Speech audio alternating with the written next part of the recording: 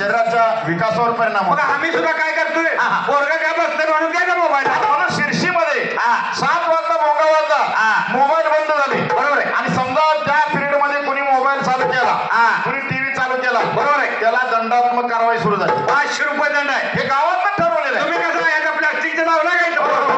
आणि म्हणून याला म्हणतात गावचे राज्य गावच करी. बस गावचे राज्य गावच करी. येथे कोणाची न चाले हुशारी. आम्हीच सर्वतोपरी नांदूगावी. आता या महिलांनी भालेवाडीच्या तिथं बोर्ड लावला बाबा प्लास्टिकचा, बरोबर. हे बरं आहे. पण इथं काय महिलांना प्रश्न पडलाय, आम्ही किराणा कशात आणायचा, मरुड्याला बाजार बाळू कसं जाणार, कशात आणायचं, फाट्यावरनं मटण कशात आणायचं.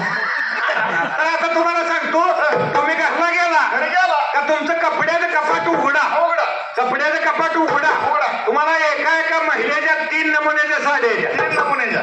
बरोबर. एक रोज नेसायच्या, रोज नेसायच्या, एक कधी तर नेसायच्या, फंक्शन सवाशीन फंक्शन लग्नाला जाताना. असू द्या. आणि तिसरा जे नमुना आहे, माझ्या पोराच्या लग्नात 3 पोत्याला आणले का नाही, उद्या वास्तुशांतीला तोंडावर फिकते.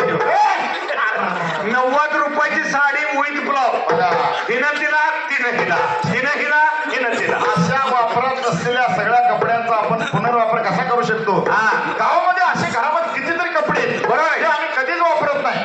दुसरं दसऱ्या सणाला धुवायचं, वाळवून गटोळ बांधायला पुन्हा वर टाकायचं. आणि कुठं कार्यक्रमाला निघाले नवऱ्याला तोरणं आहे, घरात एक साडी नाही धड घालायला, आणि इकडे कपाट पडलंय. अशा वापरात असलेल्या कापडी पिशव्या त्या साड्याला कपाट अंगावर पडलं तर बाय बरं सगळ्या कपड्याच्या कापडी पिशव्या तयार करा आणि त्याच्यावर लिहून टाका, क्लीन गाव, ग्रीन गाव, स्वच्छ गाव, सुंदर गाव. बघा याला म्हणतात समृद्ध गाव. बघा एक फाटलेली जीन पॅन्ट असेल किंवा साधी पॅन्ट असेल, बघा ह्याची जर एक पिशवी शिवली 5 वर्ष पिशवी फाटत नाही. म्हणून हे मुख्यमंत्री समृद्ध पंचायत राज अभियानामध्ये आपल्या मंगळवेढा तालुक्यात हे इतकं वेगानं काम सुरू आहे, बरोबर आहे. आणि हे सगळं करण्यासाठी आपल्या पंचायत समितीच्या गट विकास अधिकारी, आपल्या मार्गदर्शिका सन्माननीय डॉक्टर जस्मीन शेख मॅडम, बरोबर आहे, यांच्या मार्गदर्शनाखाली या 5 गावामध्ये इतकं भरीव काम आहे. आणि मला खात्री आहे बस भालेवाडी सारखं इतकं सुंच आणि सुंदर गाव तालुक्यात जर पहिल्यांदा आलं, तुम्हाला 15 लाख रुपये बक्षीस मिळणार. टाळ्या वाजवाय जरा. यांना कुणाचा विषय भेटतो का नाही म्हणून. 15 लाख गाव जर राज्यामध्ये पहिलं आलं तर तुम्हाला 5 कोटीच मिळणार. 5 कोटी. जोरात टाळ्या, जोरात 5 कोटी ऐकून तर वाजवतात. आणि मग हे सगळं वेळ असेपर्यंत केलं पाहिजे, बरोबर.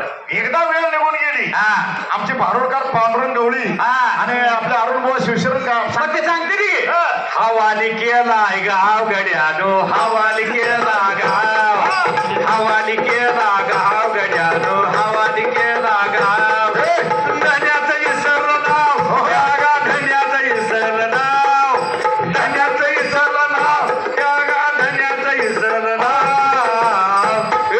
हवाली केला गाव गड्यानो, हवाली केला गाव, हवाली केला गाव गड्यानो, हवाली. हे आता गाव भालवाडी यांच्या हवाली केलंय. हा 1.5 रुपये गाव आहे. याची कशी भारुडातला झाला त्याचं शिकवायला त्यांच्या गावचा आहे. आपलं गाव भालेवाडी.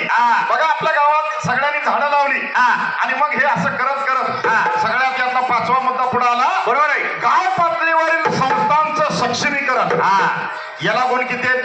या गाव पातळीवरील संस्थाला 16 मार्क आहे. 16 मार्क आहे. बघा आपल्या गाव पातळी संस्था म्हणजे कोणत्या? गावातली प्राथमिक शाळा, गावातली अंगणवाडी, गावातला दवाखाना, गावातली धार्मिक मंदिर, व्यायामशाळा, प्रार्थना स्थळ, तालीम असेल. वा रे वा. आणि मग याचं सक्षमीकरण आपलं करायचं आहे. बघा आपली शाळा म्हणल्यावर कसं आहे, बिन भिंतीची उघडी शाळा, लाखो इथे गुरु, बरोबर आहे. झाडे वेली पशु पाखरे अशी गोष्टी करू. गरीब